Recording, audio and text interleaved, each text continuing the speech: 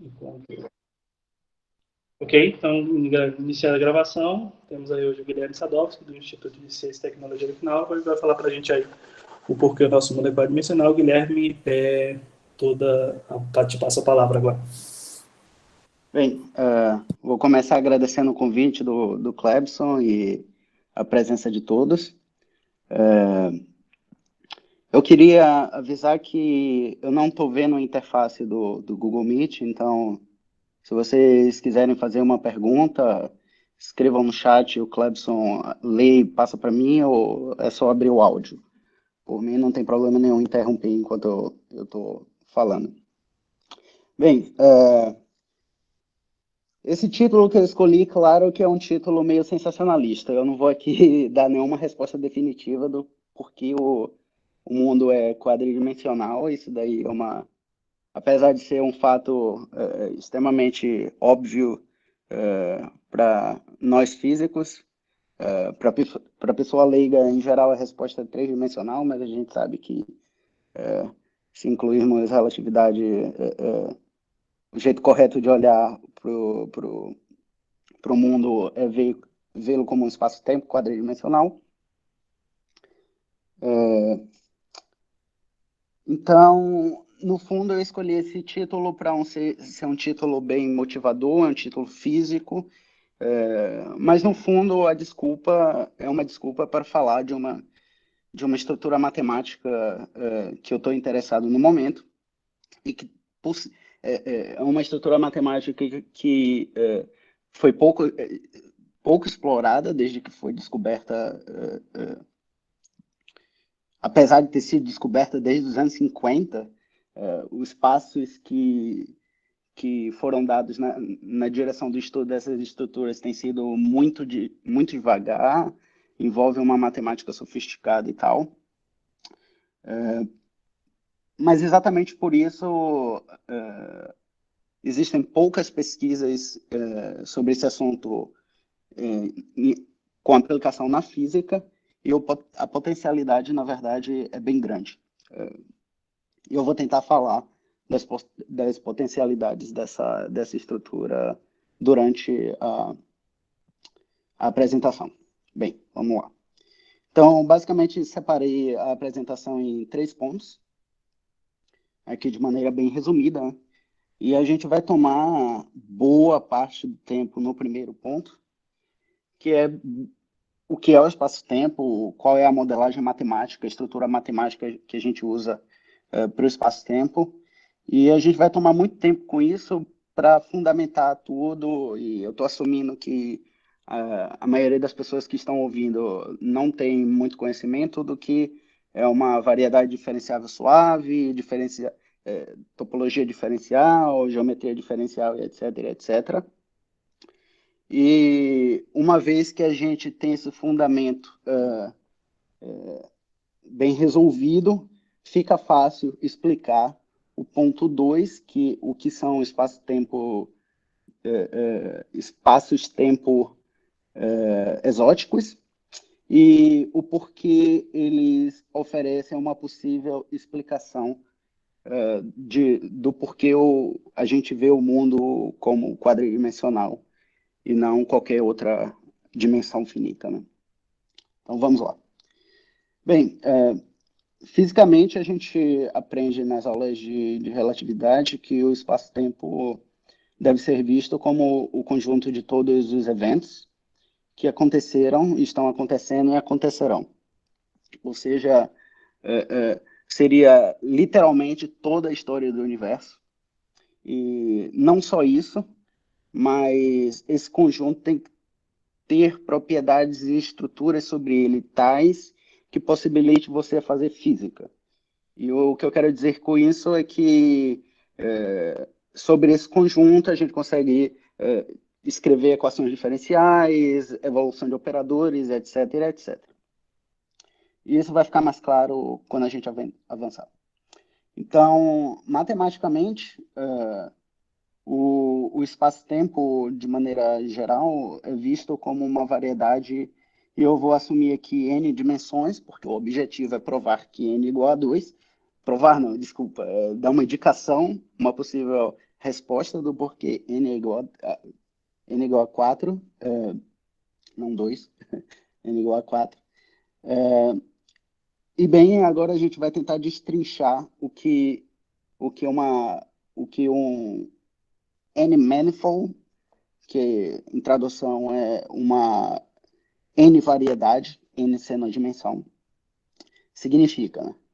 Então, basicamente, ele é formado por essa terna de elementos, e o X basicamente é esse conjunto que eu mencionei antes, de todos os eventos que aconteceram, estão acontecendo e acontecerão, toda a história do universo. E sobre o X, a gente vai definir uma chamada topologia, que eu estou me referindo aqui ao o T, o Tzinho verde. E sobre essa estrutura, adicionaremos outra, que é chamada de um Atlas suave. Então, vamos tentar destrinchar essas definições uma a uma. E, como eu disse, eu estou assumindo que existem pessoas que meio que sabem o que eu estou falando aqui e outras que não fazem a menor ideia. Então, sempre eu vou colocar a definição formal e depois eu vou tentar dar a explicação do que isso significa heuristicamente. Então, o Tzinho, a chamada uma topologia sobre X, é basicamente uma família de abertos, subconjuntos abertos de X, que nesta família de subconjuntos abertos, você tem o vazio e o próprio X. E, além disso, você, sobre essa família, você pode fazer operações de união e interseção de elementos, e isso vai dar um outro elemento dessa família. Então, essa dupla do X e do T é o que a gente fala na matemática, que é um espaço topológico. Então, heuristicamente, o que é que isso significa, né? É que, como eu disse, o T é uma família de subconjuntos abertos do X.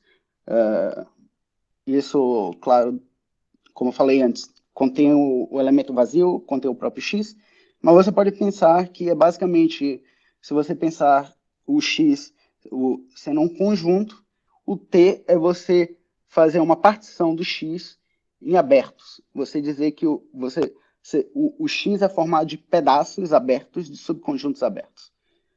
E aqui eu estou aqui dando exemplos de diferentes formas que você poderia particionar o X em subconjuntos abertos. Então, isso seria uma topologia sobre o X. Né? Então, um problema fundamental em topologia é a pergunta se eu tenho dois espaços topológicos, ou seja, duas maneiras de particionar o X em abertos, a pergunta então surge se essas duas maneiras estão conectadas por um mapa contínuo e bijetivo.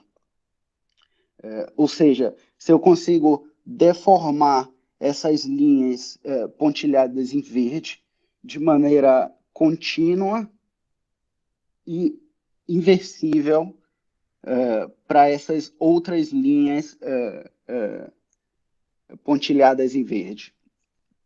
E se você consegue fazer isso, ou seja, se existe esse esse mapeamento, que é chamado de homeomorfismo, então se fala que esses dois espaços topológicos são equivalentes, ou iguais, ou, em jargão matemático, homeomórficos.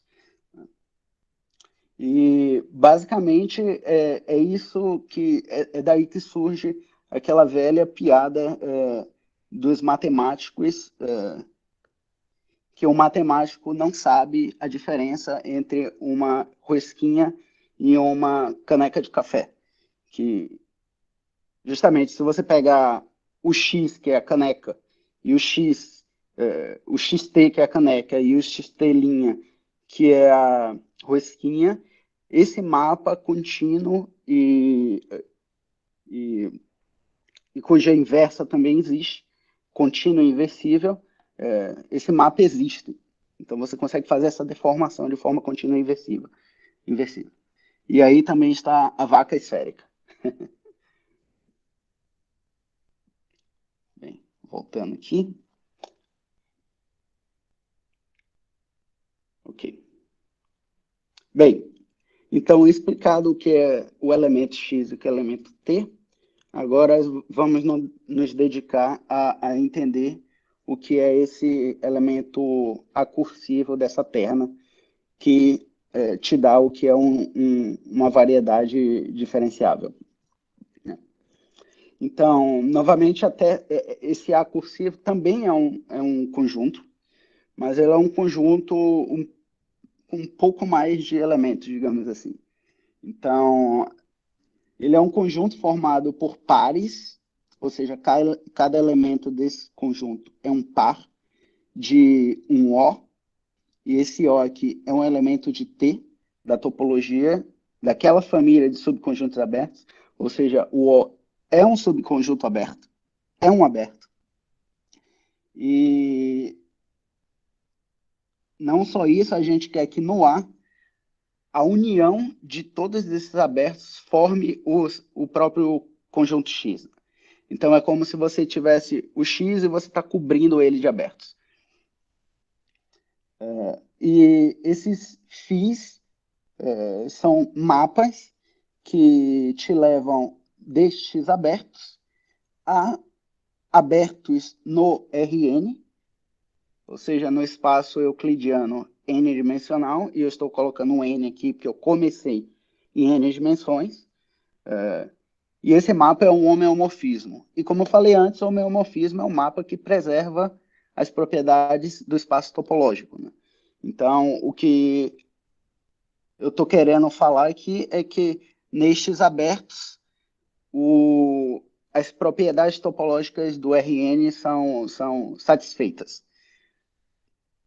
Bem, e a quarta condição é que quando esses abertos se intersectam, existem funções suaves, ou seja, suave no sentido de que são sem infinito, né, são infinitamente diferenciáveis, ou seja, existem funções de transição que eu vou explicar já já o que elas são. Então, essa maneira matemática, a maneira bem, tudo que eu falei tá explicado mais ou menos aqui, né? Então, eu tenho o x e o t. O x, a topologia sobre o x, que é essas linhas pontilhadas em verde. E eu tenho um mapa de abertos do x a abertos no Rn, que são o φ4 e o φ2, em relação ao O4 e o O2.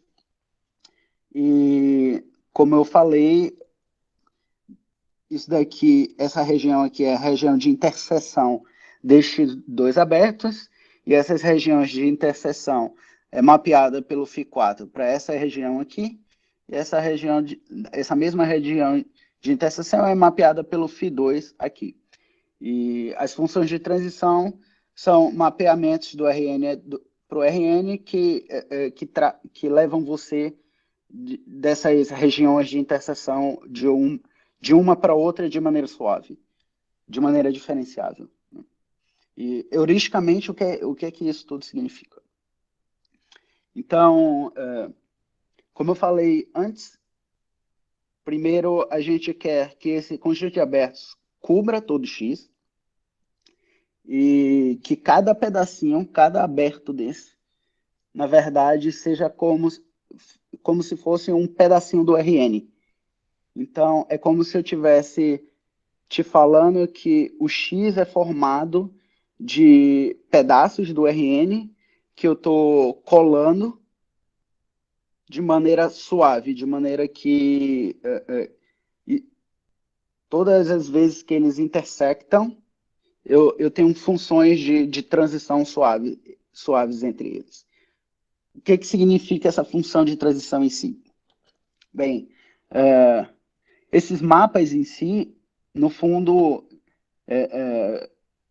eu coloco, por exemplo, um ponto P da interseção, que está escrito aqui no mapa Fi4, e isso vai me dar um ponto do aberto A4 no RN, e como qualquer ponto do RN, a gente rotula pontos do RN com N números e uma N-plano, que é o que está aqui.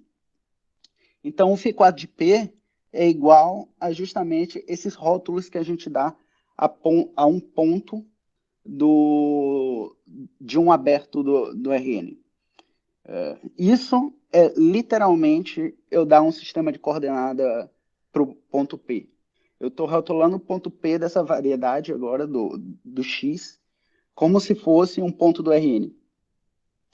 E isso pelo mapa Fi4. E eu posso fazer o mesmo pelo mapa Fi2, porque o mapa Fi2 também está pegando o O2, pelo qual o P também faz parte. E isso vai me dar um outro rótulo para o P. E as funções de transição é justamente você passar de um rótulo para o outro, que é conhecido, quem já fez cálculo tensorial ou relatividade geral, como uma transformação de coordenadas gerais e infinitamente diferenciáveis. Então, essa é a ideia, basicamente, do que é uma variedade diferenciável.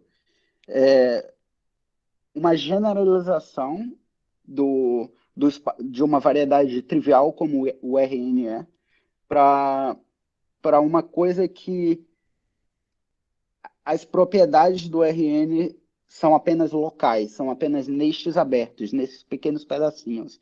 De maneira global, se você olhar o X como um todo, as propriedades do RN falham. Ou seja, só é localmente igual ao RN. E a gente só sabe fazer, por exemplo, cálculo no RN. Todas as disciplinas de cálculo que vocês eventualmente fizeram foram no RN. Primeiro cálculo na linha real, e depois cálculo 2, cálculo 3, em geral, cálculo de várias variáveis, né? no R2, R3 e assim por diante. Então você só consegue fazer cálculo no RN. É por isso que essa construção é feita dessa maneira. Que agora você vai conseguir fazer cálculo, mas localmente, apenas nestes abertos. De maneira geral, de maneira global, suas ferramentas de cálculo falham. Né? Então, basicamente, é assim que a gente... esse é o modelo matemático do que é o espaço-tempo em relatividade geral, ou em gravitação de maneira mais geral, porque a gente bem, se você já fez relatividade, você sabe que gravidade tem relação com o espaço-tempo curvo, e logo o espaço-tempo curvo localmente ele vai parecer o RN, mas globalmente você não vai conseguir fazer cálculo porque o seu sistema coordenado não vai ser o cartesiano. Vai ser um sistema coordenado que varia de ponto a ponto. Então, suas ferramentas de cálculo só são aproximadas dentro de um aberto. Enfim. Bem, aqui a gente pode fazer a mesma pergunta que a gente fez antes, só que só para a estrutura X e T, apenas entre espaços topológicos. Então, se a gente tem dois espaços topológicos.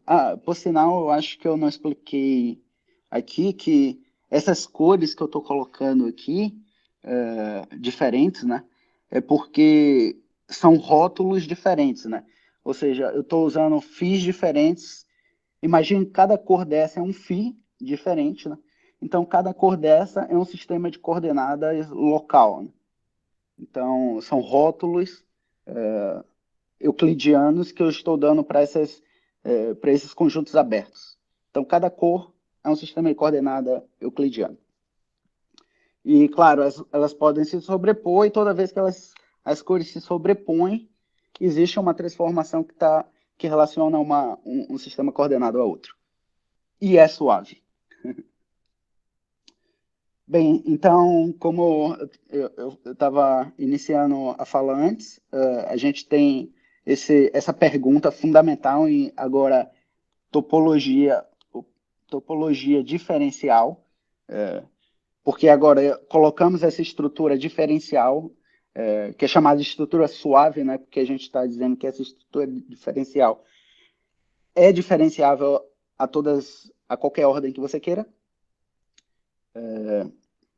Então, em topologia diferencial, a pergunta fundamental é se existe um mapa que não só mapeia, que faz você deformar as linhas pontilhadas verdes de maneira contínua e inversível, mas também faz com que você mude suas cores, ou seja, seus sistemas de coordenadas, de um espaço para o outro, de maneira diferenciável, neste caso suave, e bijetiva, ou seja, inversível, e um a um.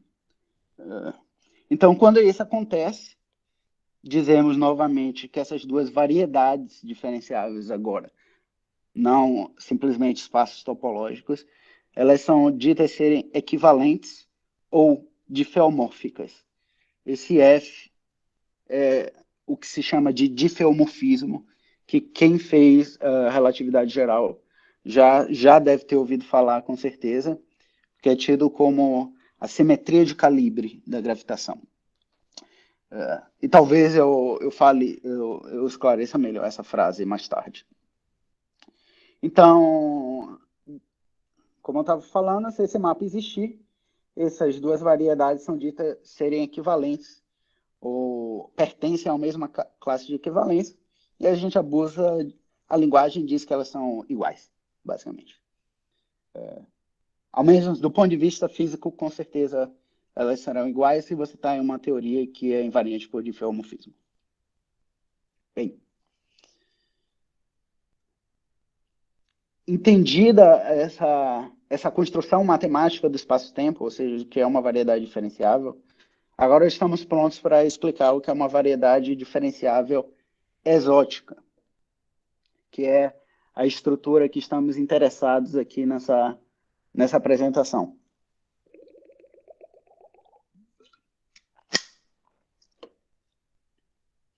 Ok. Bem, matematicamente, um espaço-tempo, que eu estou aqui denotando pela terna x', t', a',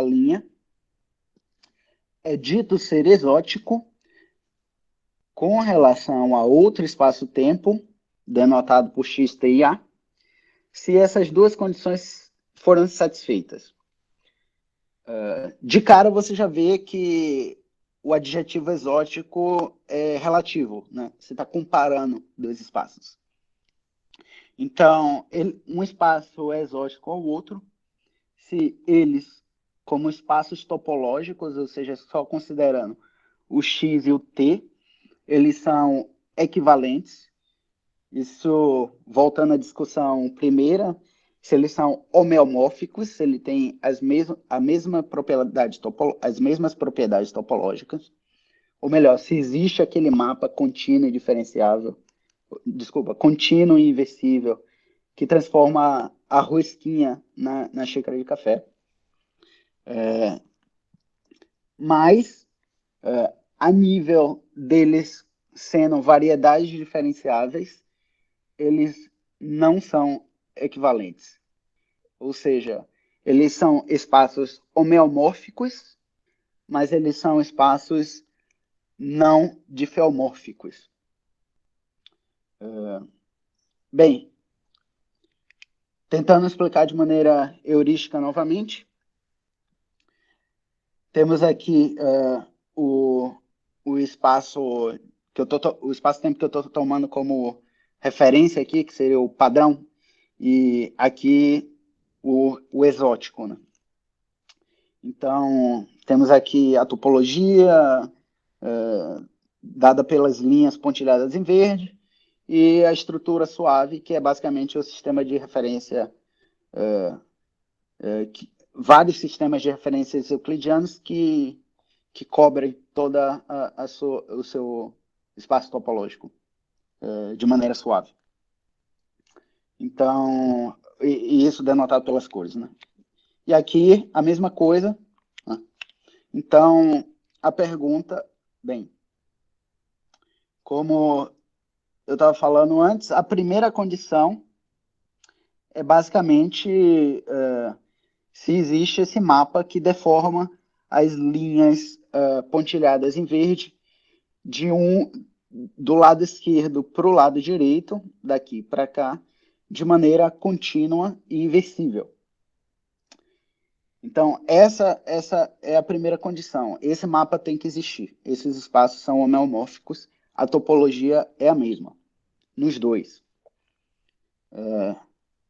No entanto, a segunda condição diz que, por mais que a topologia seja a mesma nos dois, as cores que você dá ao lado esquerdo não conseguem ser modificadas para as cores que estão do lado direito de maneira diferenciável e objetiva.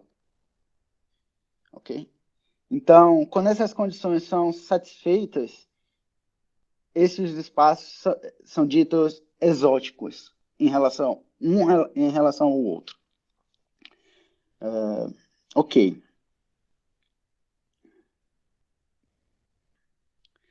Tá, o primeiro exemplo de um espaço de uma variedade exótica apareceu só em 1957, muito depois de geometria diferencial ter sido desenvolvida.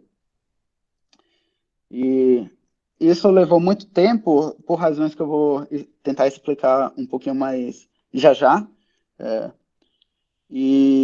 Bem, aqui todo esse linguajar que você encontra, todo esse linguajar que você está encontrando aqui para dizer esse primeiro exemplo dado pelo John Milner, hoje conhecido como esfera de Milner, na verdade apareceu em 7 dimensões, ou seja, uma 7 variedade, e ela é homeomórfica à 7 esfera, tá aqui, ou seja, ela possui as mesmas propriedades topológicas que uma 7 esfera, mas suavemente ela não é a 7 esfera, ou seja, ela não é diffeomórfica à 7 esfera. E isso daqui é basicamente... Bem, esse tetazão aqui é o símbolo que a gente usa para dizer que é exótico, é a versão exótica da 7 esfera. E basicamente aqui, bem, se alguém na audiência sabe o que é um fibrado, deve estar reconhecendo essa anotação. Mas basicamente isso daqui é para dizer que essa 7 esfera exótica, localmente, ou seja, em abertos pequenos, ela parece o produto cartesiano da 3 esfera com a 4 esfera, mas globalmente ela não é o produto cartesiano da 3 esfera com a, 7, com a 4 esfera. Então é só isso que eu quero passar com essa linguagem aqui. Então, bem, a razão para essa surpresa é justamente esses fatos que são conhecidos desde os anos 20, que em dimensões baixas, a quantidade de espaços de variedades diferenciáveis para cada topologia, aqui eu coloquei só a topologia trivial do RN, e a segunda topologia mais trivial que tem, que é a da N-esfera, é conhecida em baixas dimensões que só existe um Rn e uma N-esfera para N menor do que 4. Não existe Rn exótico ou N-esfera exótica para N menor do que 4. Então, esses daí são teoremas estabelecidos nos anos 20 por Tivorrado e nos anos 50 por Edwin Mohs. E, então, quando o primeiro exemplo da sete esferas surgiu em 57, foi uma grande surpresa. E, no final, descobriu-se que, na verdade, existem 28 sete esferas diferentes, no sentido de que topologicamente elas são iguais, são equivalentes, mas vistas como variedades diferenciáveis, elas são diferentes. Ou seja, as cores que cada uma tem não conseguem ser transformadas nas cores de outras de maneira diferenciável e objetiva. Então, em 7 dimensões, temos 28 diferentes tipos de esferas, apesar do que o RN continua sendo apenas um. Só existe um R7. Então, vamos ver o resto das dimensões. Bem, basicamente o RN parece ser um espaço bem chato. Ele é muito trivial para ter esse fenômeno de exoticidade, esse fenômeno esotérico, se você quiser. Então, em todas as dimensões altas, bem, topologia menor do que 4 é baixas dimensões, maior do que 4 são altas dimensões, e 4 eu deixei em branco aqui de propósito, por motivos que eu mencionarei em breve. E que é, tipo, a razão da argumentação do porquê o espaço-tempo é quadridimensional. Bem, vamos olhar a quantidade das outras N esferas. Bem, em 7 dimensões, como eu disse, temos 28. Em 8 dimensões maiores, é engraçado que isso dá uma queda para 2 apenas. Em 9 sobe um pouquinho para 8, em 10 para 6. E de repente em 11 você tem 992 11 esferas diferentes. E de repente em 12 cai para uma. E assim vai, esse padrão sobe e desce de maneira assim bem louca mesmo, e que até onde eu sei ninguém tem um conhecimento profundo da razão por detrás destes números em específico e dessas variações por dimensão. Bem, e agora faltou preencher a coluna do n igual a 4, né? Da dimensão que a gente acredita ser a dimensão física do nosso mundo. Para o RN, de repente a gente encontra que existe, na verdade, não só infinitos RNs, desculpa, R4s, mas são infinitos não contáveis. Ou seja, existe um intervalo infinito e contínuo de R4s diferentes, a nível de variedade diferenciável suave, pelo menos. Topologicamente, todos eles são iguais, o que significa que só existe um RN na visão topológica, do X e do T, né? Mas na visão suave, de quadrivariedade, existem infinitos e não contáveis, e isso foi descoberto em 1980, para você ver o salto temporal que houve, né, nessa nova descoberta. Extremamente surpreendente, porque se você vê todos os outros resultados anteriores, o RN é completamente trivial, só existe um RN, não importa se você está falando do RN como um espaço topológico ou como uma variedade suave. Bem, isso é no RN, né? Então é a topologia mais trivial que existe. Se a gente for para a segunda mais trivial, que é a N-esfera, então se a gente for olhar a 4 esfera, a gente basicamente, em 2020, não sabemos de nada, além de que a 4 esfera tem um sistema de coordenadas esférico usual. Ou seja, a gente só sabe que existe pelo menos uma 4 esfera.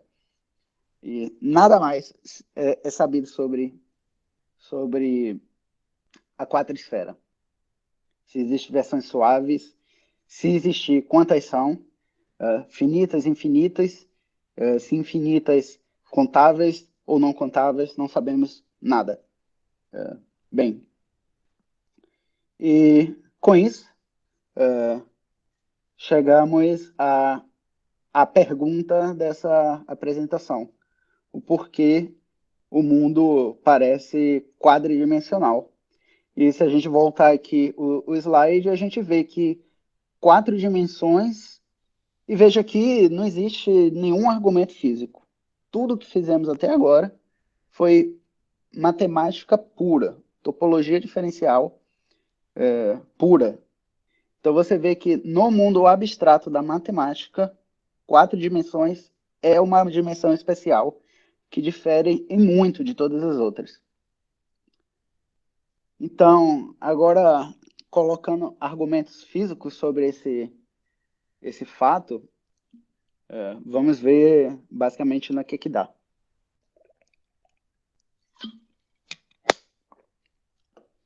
Bem, se a gente está perguntando por que o espaço-tempo parece quadridimensional, quem deve responder isso são teorias de gravitação, porque teorias de gravitação são teorias físicas dinâmicas com equações diferenciais, cujas soluções dessas equações diferenciais são espaços-tempo. Então, é essa teoria que tem que te responder propriedades do espaço-tempo, como qual é a dimensão dele. E aqui eu botei o adeno do possivelmente com matéria, porque, bem, gravitação é não linear. Existem, bem, conteúdos de matéria também com dinâmicas não lineares, o que significa que não só efeitos de gravitação quântica interferem na matéria, como efeitos da matéria quântica, né, efeitos quânticos provindos da matéria, também afetam a dinâmica da gravitação. Então, para ter uma visão completa dessa resposta, possivelmente teria que incluir matéria. Mas, bem, nosso argumento aqui não vai levar matéria em consideração. Bem, então vamos considerar uma quantização por integral de caminho da gravitação. Não tenho certeza se alguém já viu quantização por integral de caminho, mas eu vou tentar explicar rapidamente, de forma bem heurística, o que se faz. E consideraremos também o que é o princípio da independência de fundo. Bem, isso eu meio que já expliquei quando eu estava falando aqui desse adeno em azul, que o princípio da independência de fundo, bem, fundo, que a gente fala, fundo quando a gente está falando de física teórica, em especial na área de gravitação quântica, é uma propriedade do espaço-tempo que está fixa. E fixa significa que a gente está fixando na mão. Essa propriedade não sai como soluções de suas equações dinâmicas. Não é dinâmica da teoria que está te dizendo qual é essa propriedade. Então, por exemplo, o grande passo que o Einstein fez foi basicamente construir uma teoria em que a propriedade dinâmica chamada tensor métrico, ou seja, como você mede distâncias no espaço-tempo, é dada de maneira dinâmica, ou seja, sai como uma solução de suas equações de campo. Né? Só que, bem, existem outras propriedades do espaço-tempo. Você medir distâncias entre eventos é só uma delas. Dimensão é outra, por exemplo.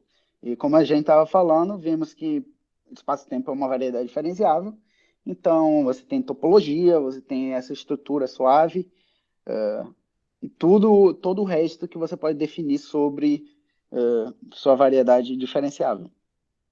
Então, o princípio da independência de fundo é basicamente de que todas as propriedades do espaço-tempo têm que ser dadas de maneira dinâmica via suas equações de campo.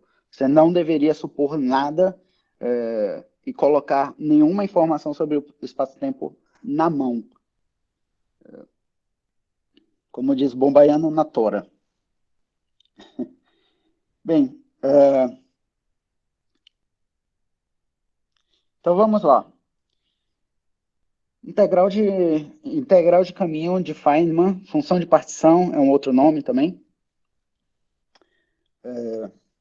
Então, basicamente, o que você faz na mecânica clássica é uma integral sobre o espaço-tempo de uma densidade lagrangiana, né?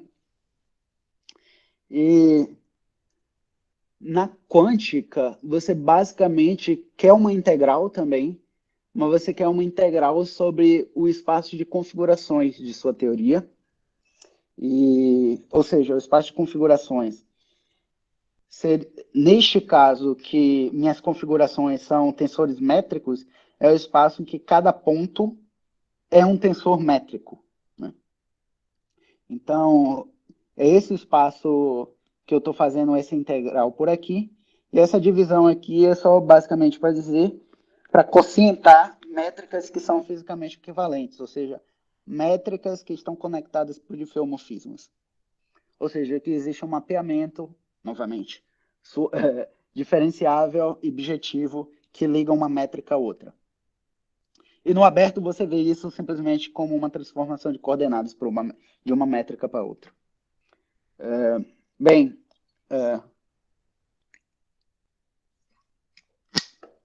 então você está fazendo uma integral sobre esse espaço, e essa é a medida que você está fazendo sobre esse espaço de configurações. Na verdade, agora quando eu fiz esse quociente é chamado de espaço moduli. Eu não sei como se traduz isso para o português. Não acho que seja modular. Mas, bem, é conhecido como moduli space. Mas isso é só tecnicalidade. Bem, então, o que a gente quer aqui é integrar sobre todas as configurações métricas com um peso que isso daqui, bem, essa parte aqui é a ação clássica. Então, a gente quer que, da mesma forma que na mecânica estatística, né, a gente tem um peso parecido, também é uma exponencial, só que é a exponencial do operador hamiltoniano, e aqui é algo muito equivalente, que vai ser a exponencial da sua ação clássica. Aqui eu escrevi a ação de Einstein-Hilbert, em n dimensões, que é a ação na qual, quando você faz a primeira derivada funcional em relação à métrica, você obtém as equações de Einstein. E se você aplica o princípio de Hamilton, que é igualar essa primeira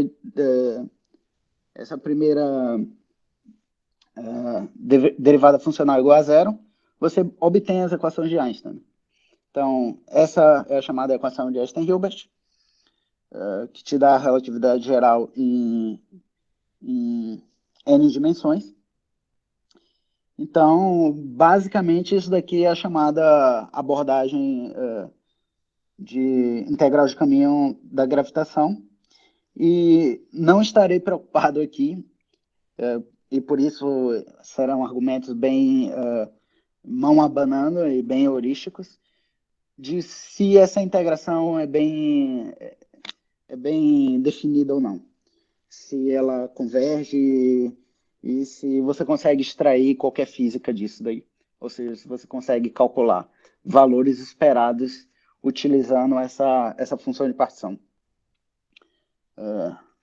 Bem, mas como eu estava falando antes, a métrica é só uma propriedade do espaço-tempo. E se a gente quer satisfazer a segunda condição, a gente tem que somar sobre outras coisas também. Então, somaremos aqui também sobre topologia, né? Indicada pelo Tzinho, como eu indiquei antes. Aqui o N mudou de cor para a mesma cor do Tzinho, porque N a dimensão do espaço-tempo é um invariante topológico, o que significa que é uma propriedade que não muda sobre homeomorfismos, aquele mapa contínuo e inversível que mapeia um espaço topológico ao outro, o mapa que faz a rosquinha virar a caneca. Então, quando eu estou somando sobre topologia, eu estou automaticamente somando sobre esse N aqui, porque eu não especifiquei nenhum outro, a soma sobre variantes topológicos específicos. Eu estou somando sobre todos eles. E, claro, dependendo da topologia, temos métricas diferentes.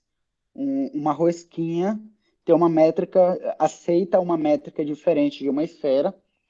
Na verdade, e o mesmo com a curvatura de em duas dimensões de uma esfera sempre é positiva, é definida e constante, e da rosquinha, formalmente chamado de torus, a curvatura é zero, ou seja, é um espaço plano, o torus,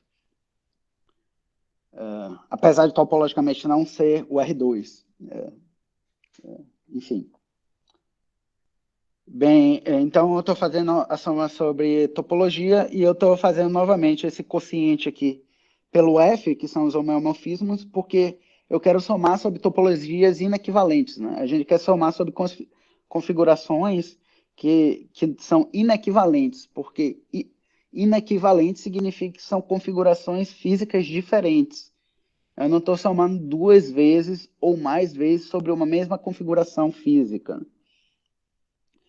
Então, bem, não vamos parar por aqui, afinal aprendemos que em n dimensões especial para n maior do que 4, não temos apenas uma versão de uma n variedade, mas temos possivelmente infinitas e contínuas, em especial em n igual a 4. Então, vamos fazer essa soma também, e aqui eu apelei para uma integral novamente, porque, como eu disse, em 4 dimensões, na verdade, em 4 dimensões você tem um valor contínuo de quadrivariedades, né? Então, eu estou supondo que esse lambda aqui é um parâmetro que justamente está parametrizando esse espaço em que cada ponto é uma quadrivariedade suave. Então, à medida que eu corro o valor do lambda, eu estou mudando de uma quadrivariedade exótica para outra, né? Então, eu estou fazendo a integral sobre esse lambda. Em quadrivariedades suaves, a menos de diffeomorfismos, ou seja, só as que são inequivalentes. E, bem, agora eu botei esse parâmetro também na métrica e na curvatura, porque nem a métrica que uma variedade aceita, não necessariamente a versão exótica aceitará. Então, você também tem que, uma vez que você soma sobre esse lambda, você tem que botar esse índicezinho sobre a métrica e a curvatura. Bem, enfim, temos toda essa função de partição aí, ou melhor, uma caricatura de uma função de partição, de uma integral de caminho, de uma quantização totalmente invariante de fundo, independente de fundo da gravitação. E como eu disse antes, não estamos preocupados se isso daí está bem definido, ou se é possível calcular funções de correlação disso daí, propagadores, etc, etc. Com certeza, perturbativamente, não. Enfim. Bem, mas como eu disse, a argumentação que eu vou tentar dar de maneira bem heurística, então não precisamos entrar nesses detalhes. Bem, eu acho que eu só repeti esse slide. Acho que foi. Ok. Bem, então temos aqui, como eu disse, a função de partição que estamos considerando. E voltando lá àquela tabela, né? vemos que essa função de partição, somando sobre todas as dimensões, todas as topologias, etc., veja a dimensão 4. A dimensão 4 justamente é que o fenômeno exótico simplesmente dispara, né? É como se a dimensão 4 fosse um caso fronteira entre baixa dimensão, 1, 2, 3, e alta dimensão. Então, justamente porque as técnicas de baixas dimensões permitem você relacionar todas essas variedades de maneira suave, com diffeomorfismo, e por isso você acaba com apenas uma em todas as topologias, e as técnicas de topologia diferencial ou algébrica em altas dimensões, que permitem também você ver que no RN é tudo trivial, e no S você tem essas distribuições de números para as esferas exóticas. No 4, todas essas técnicas falham, e é por isso que aparece todo esse fenômeno exótico que a gente vê.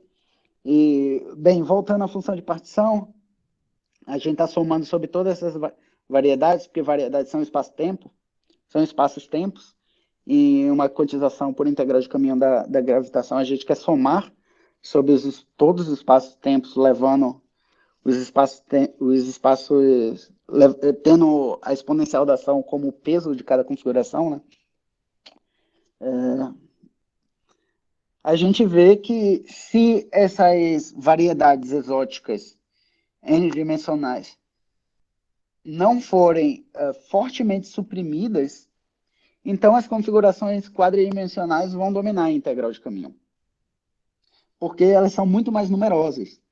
Então, se por acaso não houver um peso extremamente baixo para todas essas dimensões exóticas, quando você for calcular um valor esperado utilizando essa função de partição, então a gente tem um operador aqui, O, que é um observável, um operador quântico, né, que depende da métrica, claro, e a métrica depende da topologia e da estrutura suave. Então, a gente insere esse observável dentro da integral de caminho e, bem, divide todo pela integral de caminho. E isso daqui é exatamente o que a gente está tirando um valor médio. Então, é exatamente o que... Então, quem nunca viu integral de caminho ou mecânica estatística, basta pensar, tirar a média de uma variável estocástica ou até uma média aritmética, se você quer ser bem simples. Enfim, o valor esperado desse observável, então, vai ter altíssimas contribuições na dimensão n igual a 4. Justamente por causa desse fenômeno exótico em n igual a 4. Então, todo o observável possível que a gente medir em laboratório terão essas enormes contribuições quadridimensionais, e essa é a possível explicação do porquê a gente mede o mundo como ele sendo quadridimensional.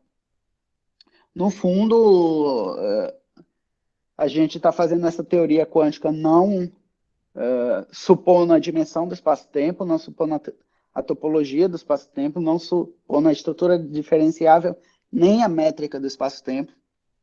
E se for verdade que, de fato, não existe nenhum mecanismo que suprime esse fenômeno matemático que aparece em 4 dimensões, que, na verdade, torna o estudo de variedades quadridimensionais extremamente difícil. A matemática de variedades quadridimensionais, para você tentar encontrar construções explícitas dessas quadrivariedades exóticas, é extremamente difícil. É por isso que eu não dei nenhum exemplo explícito aqui, eu só mencionei o que é que elas são, de maneira assim bem geral. Então, esse mesmo fato que torna quatro dimensões tão difícil para os matemáticos, ou seja, é quase uma esqueci a palavra, uma maldição para eles, o que para a gente nos dá uma possível explicação do porquê a gente vê o mundo de maneira quadridimensional. Bem, basicamente é isso que eu tinha para falar hoje. Terminei com 55 minutos, então acho que está um bom tempo aí para encerrar e possíveis perguntas e discussões. E é isso aí. Obrigado. Ok, Guilherme, muito obrigado pela disponibilidade para apresentar esse seminário para a gente. A gente tem ainda tempo, né? Temos aí alguns minutos. Quem quiser fazer alguma pergunta, pode fazer alguma pergunta aí pelo chat, ou então ligar o microfone mesmo e falar. A gente está aberto aí agora a sessão de perguntas.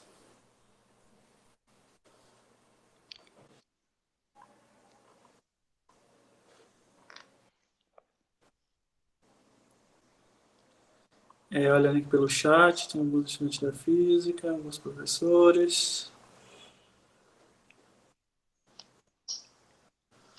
Ok. Alguma pergunta?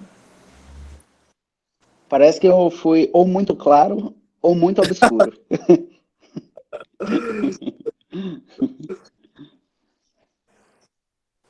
Enfim, o cenário foi bastante assim, voltado para, lógico, para a nossa área de interesse, né, que é a física. Lógico que a gente tem um público multisseriado, mas eu achei bastante interessante e eu mostro de fato qual é o trabalho de alguém da física, né? Aqui o Gleidson, ele colocou uma pergunta no chat, se esses espaços XTA são convexos.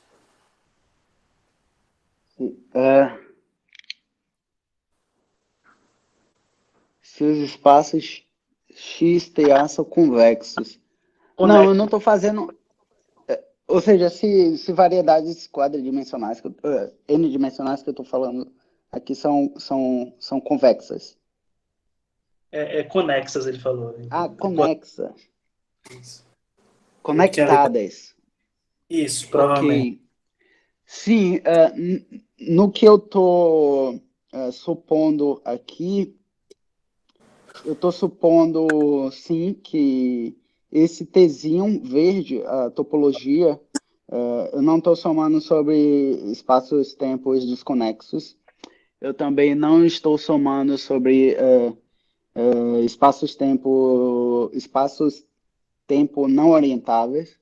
E eu também não estou somando sobre espaços-tempo que possuem fronteira, porque isso me requeriria colocar um termo a mais nessa ação aqui, o termo de Hawking, Gibbs, York, enfim. Mas essas outras propriedades topológicas não interferem no fenômeno exótico em quatro dimensões. Então ou seja, tudo que eu falei aqui, você ainda pode generalizar para espaços com fronteira, espaços não orientáveis e etc. Ainda assim, o fenômeno exótico vai existir em n igual a 4. Então, ainda assim, serão as configurações que vão dominar, entendeu? A não ser que tenha um mecanismo, o peso dessas configurações sejam extremamente baixas. Ou seja, se a métrica que essas configurações te dão, quando você coloca aqui na ação de Einstein-Hilbert, não vão te dar um mínimo da ação, vão te dar um máximo. Aí sim, bem, talvez essa argumentação caia por terra. Ok. Acho que o Gleison aqui também colocou que entendeu a resposta. Mais alguma pergunta? Eu vi que tem algumas pessoas que chegaram aqui já no final, a apresentação acabou de terminar, estamos na sessão de perguntas. O Jonatas, ele tem aqui uma pergunta. Existe uma pista do porquê a particularidade da particularidade matemática do S4? Você tem alguma pista dessa particularidade matemática do S4? Então, essa é uma boa pergunta. Eu não sei se as pessoas têm uma resposta boa para isso. A única resposta, usualmente, que eu encontro e que eu replico é, é mais ou menos na linha do que eu falei um pouco antes, que, como eu disse, os matemáticos eles separam topologia em basicamente três pedaços. Topologia de baixas dimensões, que é 1, 2 e 3. E isso, quando eu falo topologia de baixas dimensões, isso está implícito técnicas dentro da topologia específicas. É tipo, em geral, topologia algébrica. Então, se alguém sabe essas palavras-chave, vão ser técnicas tipo o que são grupos de homotopia, o que são grupos de. Desculpa. Confundi. Em baixas dimensões, na verdade, o que acontece é um teorema famoso chamado Teorema da Uniformidade, que em dimensão 1 e 2, todos esses espaços admitem uma métrica de curvatura constante, todos eles. E com isso, o que acontece é que você consegue descrever todos os espaços de maneira bem comportada, com invariantes topológicos bem definidos, você consegue descrever eles completamente. Em três dimensões, em particular, é um pouquinho complicado, porque não, não toda três variedade aceita uma métrica de curvatura constante global, mas você consegue cortar em pedaços esses espaços três-dimensionais e os pedaços aceitam. E aí você consegue classificar todo o espaço por classificar os pedaços. Então, existe esse fenômeno de geometrização em dimensões baixas que te permite descrever muito bem topologia em baixas dimensões. Bem, essa foi a primeira divisão. A segunda divisão é em dimensões altas, maiores do que 4. E aí sim utilizam técnicas de topologia algébrica, que são grupos de homotopia, homologia, cohomologia e etc., que te permitem calcular esses fenômenos exóticos e mostrar que todos os RNs que você imaginar são diffeomórficos entre si. O problema em 4, e que é a terceira parte, a terceira subdivisão, é que esses dois ramos, eles falham. Então, as técnicas de baixas dimensões e altas dimensões, elas falham. E aí esse fenômeno exótico aparece. Você não consegue mostrar que tudo é diffeomórfico entre si. E aí surge essa infinitude de espaços não diffeomórficos entre si. Então é basicamente essa explicação. Não se sabe uma explicação mais profunda.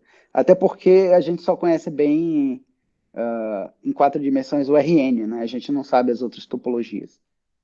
Enfim. Ok. Então, isso aí pode nos dar uma pista, né? Aí aqui o Jonatas complementa assim, então o S4 seria uma fronteira entre... N igual a 4. N igual a 4, né? Ok. Isso, 4 dimensões é como se fosse um caso fronteira entre baixas dimensões e altas dimensões. Então, as técnicas de baixas dimensões e de altas dimensões falham. E aí Ok. surge esse fenômeno exótico. Isso, aí dando uma pista do porquê essa particularidade do S4, né? Ok. Mais alguma pergunta? Acho que a gente ainda tem espaço para mais uma pergunta, caso alguém queira se manifestar, também pode ligar o áudio se quiser.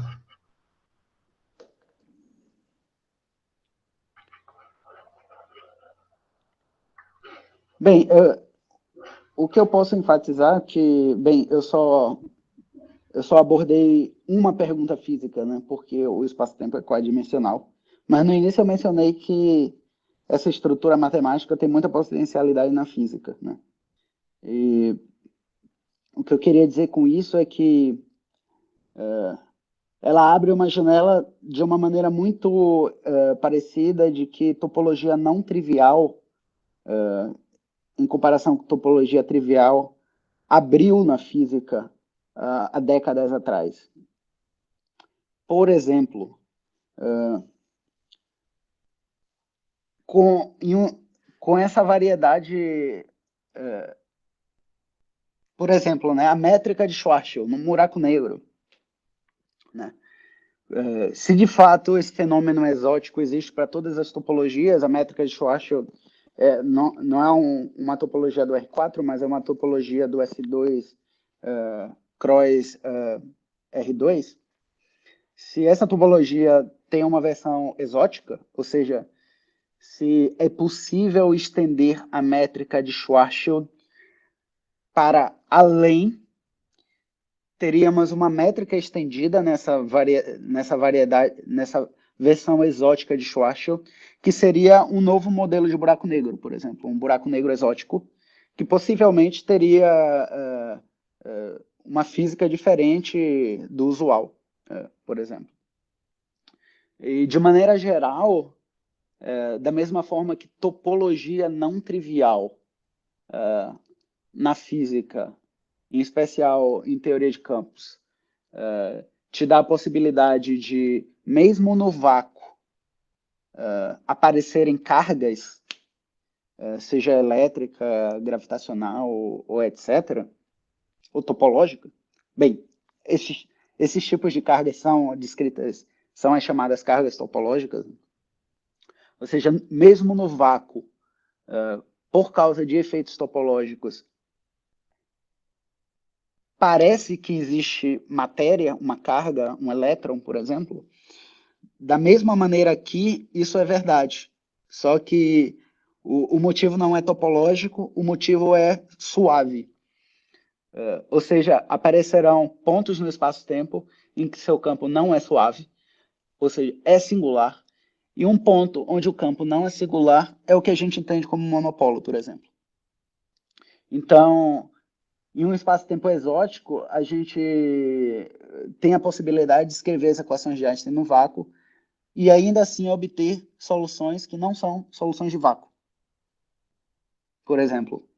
Então, existem papers nessa direção que tentam associar a massa de neutrino, por exemplo, a esse fenômeno de exoticidade em 4 dimensões. Existem modelos de métricas de Friedman, Robertson, Walker, métricas que descrevem a evolução cosmológica do universo. Também a versão exótica dessa, uma cosmologia exótica. Então você vê que existe todo um leque que vai de física de partículas com neutrinos até astrofísica com buracos negros, até cosmologia que envolvem esse tipo de estrutura matemática. Então, 4 dimensões só foi aqui um aperitivo e eu quis falar de 4 dimensões porque, na verdade, até onde eu sei, nenhuma teoria, não existe nenhuma outra possível explicação do que o espaço-tempo quadridimensional.